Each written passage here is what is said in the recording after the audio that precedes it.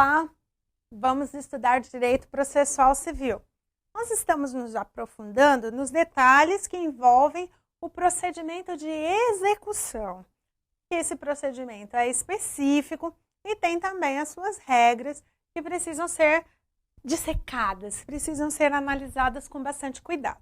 E nós vamos ver agora justamente essas regras que estruturam o procedimento da execução no direito brasileiro, ok? A primeira regra é de que não há execução sem título. Nulla executio sine titulo, tá? Não há execução sem título. A base da execução é o título, né? O título executivo, seja ele judicial ou extrajudicial, tá? O procedimento executivo só pode ser instaurado se houver um documento que a lei atribua a eficácia executiva, o chamado título executivo, tá? O título executivo ele tem a característica de prova mínima e suficiente de que deve valer-se o exequente para a instauração da atividade executiva. Então, o procedimento, reforçando, como sempre, os três tipos de procedimento. Nós temos o procedimento de conhecimento, o processo de conhecimento, que é mais longo, mais denso, mais aprofundado, que tem mais oportunidade das partes se manifestarem e tudo mais. Esse procedimento ele vai servir para quê? Para se chegar a qual é o direito, para determinar de quem é o direito e qual é o direito envolvido. Nós temos os procedimentos cautelares.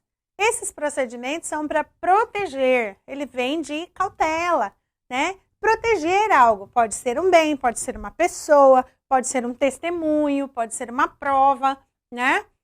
Os procedimentos cautelares, eles não são um fim em si mesmo, eles servem para proteger algo até que o processo de conhecimento possa utilizar ou chegue a final e determine de quem é o direito. E o procedimento executivo, né? Os processos de execução, que servem para quê? Para dar eficácia, para cumprir efetivamente o direito que já foi determinado, um direito que já foi estabelecido, que já se tem ali registrado. Por isso, ele é um procedimento mais rápido, ele é um procedimento com etapas e situações específicas, né? Então, nesse caso, eu tenho o fato de que sem esse título eu não posso usar o procedimento de execução. O título diz para mim que eu já tenho o direito ali determinado, eu já tenho um direito ali demonstrado, ainda que de forma mínima, mas que seja suficiente para demonstrar o meu direito. Um exemplo, nota promissória, né? Já não se usa mais na prática, mas ela ainda é válida. Você vai na papelaria e compra um bloco de nota promissória. Preenche ali os requisitos e dá para o seu devedor assinar. É um negocinho desse tamanhinho, é pequenininho, um papelzinho amarelo fininho. Mas o fato de estar preenchida e estar assinada serve como prova, porque é um título executivo para você ingressar com uma ação de execução. É uma prova mínima, né? Minúsculo, é frágil até, mas ela é suficiente para demonstrar que você tem direito àquele crédito e por isso pode utilizar-se da execução, tá? Essa regra, ela foi forjada, ela foi construída a partir da doutrina para justificar a ideia de que não poderia haver execução sem a chamada certeza, né? Sem ter uma certa certeza. Não vamos dizer que é uma certeza absoluta, porque absoluto vai ser muito difícil conseguir. Mas se tem ali uma base, né, que te dá uma ideia daquilo. Você tem a existência desse direito, né? Isso aqui, principalmente os títulos executivos judiciais, você já está dentro de um processo, então é mais simples. Mas os extrajudiciais né? Como, por exemplo, o cheque, a nota promissória que eu acabei de citar, uma duplicata, né? Um contrato firmado e assinado por duas testemunhas. Então, eu tenho ali uma certeza, eu tenho um início, né? Eu tenho ali algo que diz, eu tenho direito a isso, e por isso eu estou cobrando, eu estou pedindo para receber, tá? Então, a ideia é de certeza. Próxima regra com relação ao procedimento de execução é a disponibilidade da execução, né? Esse também é um princípio, né? O princípio dispositivo. Qualquer um pode dispor dos seus direitos, né? E é uma regra fundamental com relação à execução aqui no Brasil. O credor, ele pode dispor da execução, ele pode abrir mão, ele pode desistir total ou parcialmente da execução proposta. Ou ele pode desistir também de algum ato executivo que foi realizado. Por exemplo, ele pode desistir, ele tem uma dívida, ele está cobrando aqui uma dívida de 5 mil reais. E ele fala, não vou cobrar mais, não quero mais cobrar. 5 mil reais que seja, liberou. Então, é uma desistência total.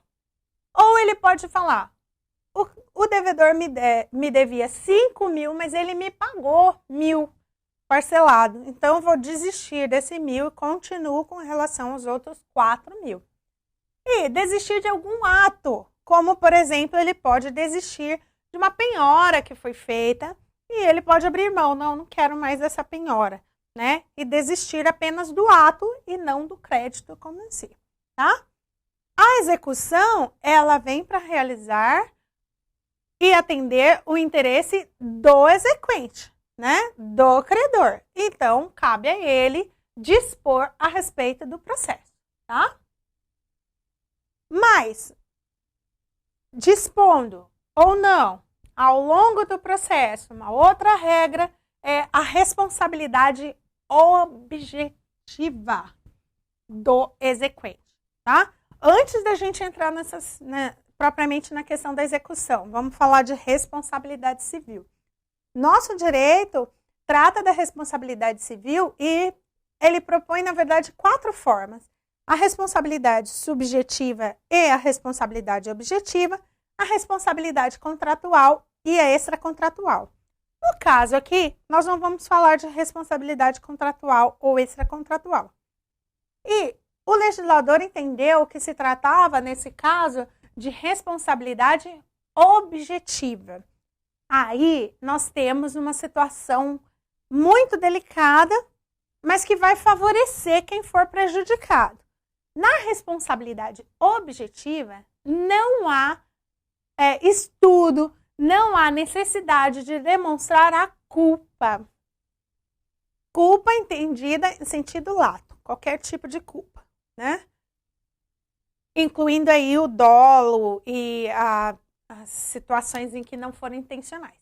Mas, quando eu falo de responsabilidade objetiva, nós não vamos analisar a culpa.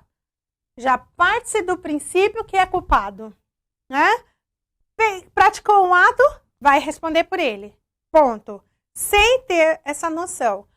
O credor não sabia que o crédito estava expirado, não sabia que o devedor já tinha pago. Não vai ser analisado essa questão. Ele ingressou como execução e causou um dano para o executado, ele vai ser obrigado a ressarcir, tá? A execução corre, então, por conta e risco do exequente, tá? Do exequente. Prejuízos indevidos causados ao executado haverão de ser ressarcidos pelo exequente, independentemente de culpa, tá?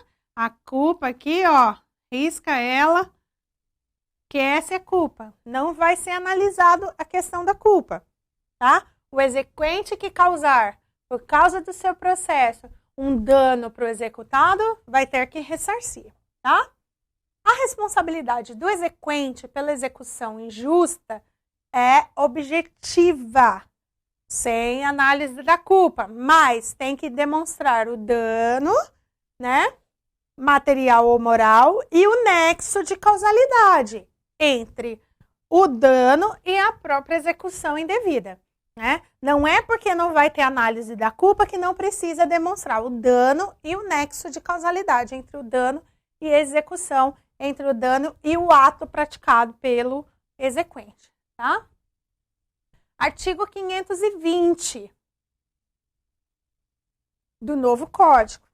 O cumprimento provisório da sentença impugnada por recurso desprovido de efeito suspensivo será realizado da mesma forma que o cumprimento definitivo, sujeitando-se ao seguinte regime. Esse é um dos artigos que demonstra essa questão, tá? Corre por iniciativa, conta e responsabilidade do exequente, que se obriga essa sentença reformada a reparar os danos que o executado haja sofrido. Isso é uma das situações, mas a execução como um todo, ainda que seja definitiva, se ela causar algum prejuízo ou se ela for fundada num título que é falso, né, em alguma situação assim, o exequente terá que reparar o dano, tá? O dever de indenizar surge do quê? De um ato-fato lícito. Surge de um ato lícito.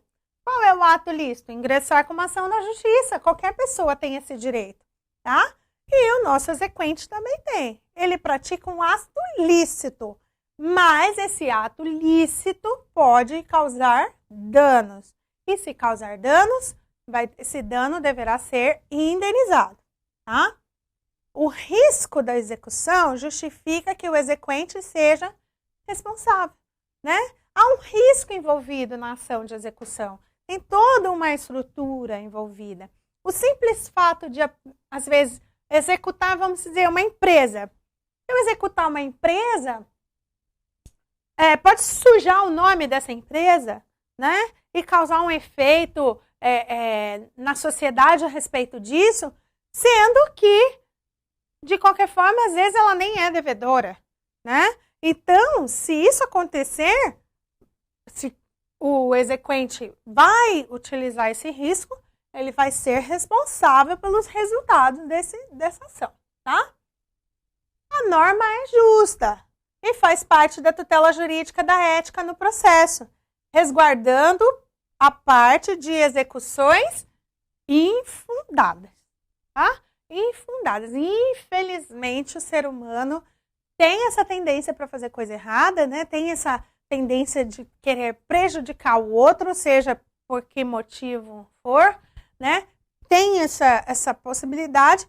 E a regra da execução no Brasil vem com essa possibilidade de responsabilidade para evitar que hajam execuções falsas, execuções fraudulentas, execuções que tenham por objetivo somente prejudicar o devedor sem que realmente tenha um fundo de verdade nesse sentido, ok? Temos mais uma regra com relação a isso, que é a aplicação subsidiária das regras do processo de conhecimento.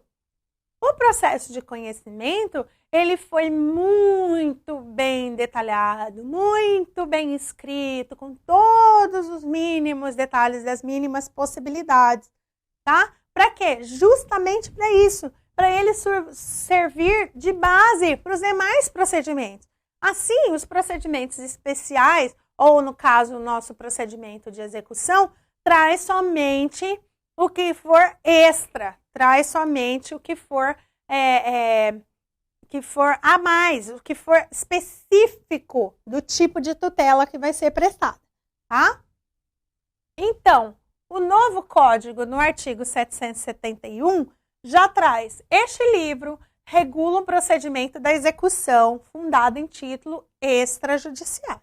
E suas disposições aplicam-se também no que couber aos procedimentos especiais de execução, aos atos executivos realizados no procedimento de cumprimento de sentença, bem como aos efeitos de atos ou fatos processuais a que a lei atribuir força executiva. Parágrafo único. Aplicam-se subsidiariamente à execução as disposições do livro 1 da parte especial. Livro 1 da parte especial é o processo de conhecimento, tá?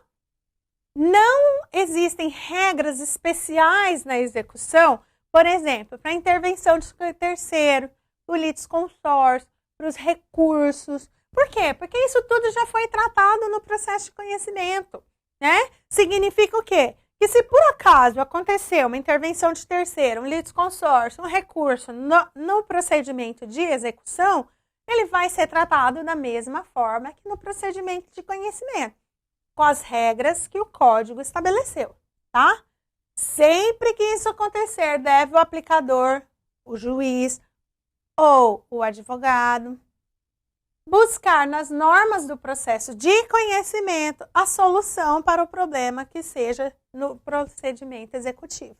Então, se eu tiver algo no procedimento executivo que eu não tenho no próprio procedimento executivo uma resposta, eu vou buscar, então, no processo de conhecimento que vai resolver essa situação, que vai trazer esses detalhes. Muito bem, essas são as regras para o procedimento da execução no direito brasileiro. Eu espero que vocês tenham aprendido bastante e bons estudos.